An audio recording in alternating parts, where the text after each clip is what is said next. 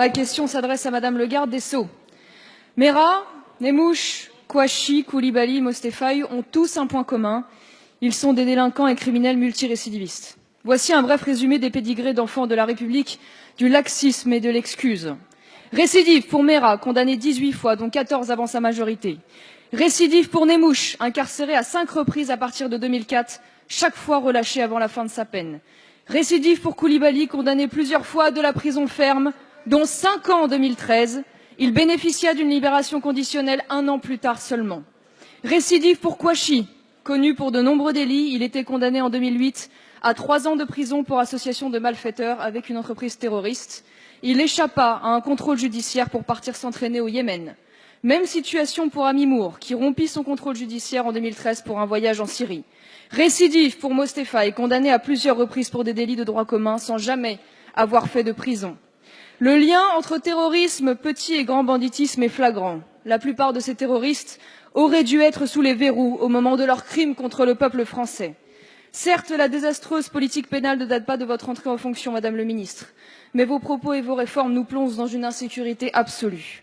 Au moment des tueries de janvier dernier, vous ne trouviez pas mieux que d'envoyer une note aux magistrats afin de les presser d'appliquer l'alignement du régime des récidivistes sur celui des non-récidivistes en matière de réduction supplémentaire de peine. Aujourd'hui, vous refusez de vous prononcer sur la déchéance de nationalité pour les terroristes nés en France. Carence dans les déferrements et dans l'application des peines, réduction automatique de peine, défaillance dans la surveillance des personnes sous contrôle judiciaire, largesse dans l'application des libertés conditionnelles, contrainte pénale pour l'ensemble des délits en 2017.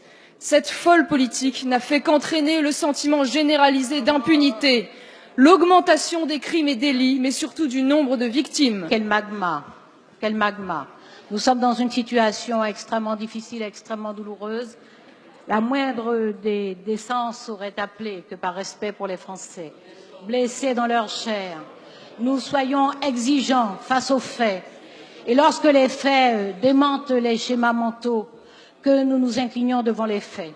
Quel magma, je disais. Il se trouve que, et cela dit l'importance et la gravité de la situation à laquelle nous sommes confrontés, il se trouve que parmi les terroristes, aucun n'avait été incarcéré. Je ne reprendrai pas les noms que vous avez cités ni les dates, madame, parce que face à cette situation difficile et douloureuse, c'est en responsabilité que je fais face et que je n'ajoute pas à la souffrance des Français. Je dirais simplement qu'il serait facile de s'en tenir à ces schémas simples.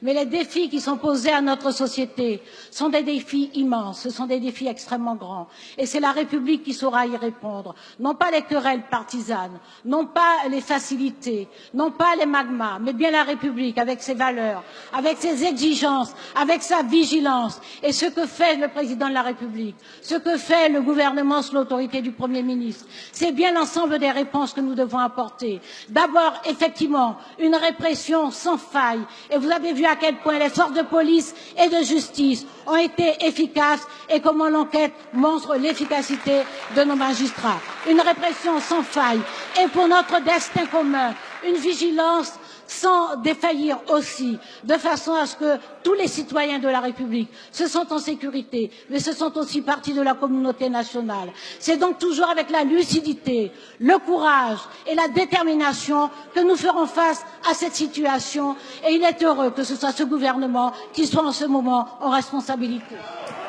Merci Madame la Ministre.